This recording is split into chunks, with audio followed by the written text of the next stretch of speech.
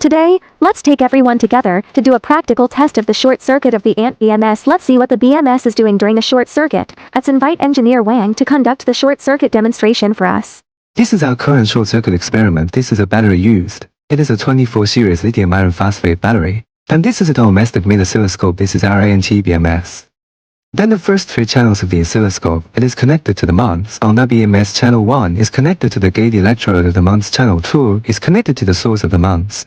Channel 3 is connected to the gate of our time delay protection MOS. Channel 4 is used to measure main circuit current. For this test, one of the instruments used is a Rogowski coil well. Next, I will show you how to conduct a short circuit test.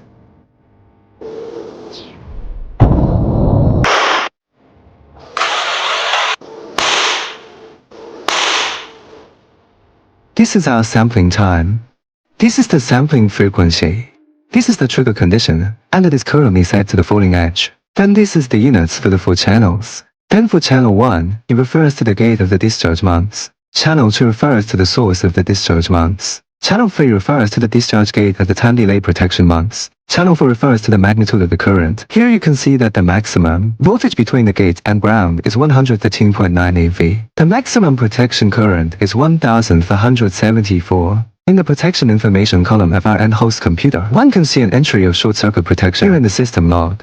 One can also see some short circuit protection information. The 6 short circuit protections triggered just now, all of them can be seen here. The short circuit sparks in the experiment are very striking. Attempts in non-professional environments are not recommended casually in this experiment.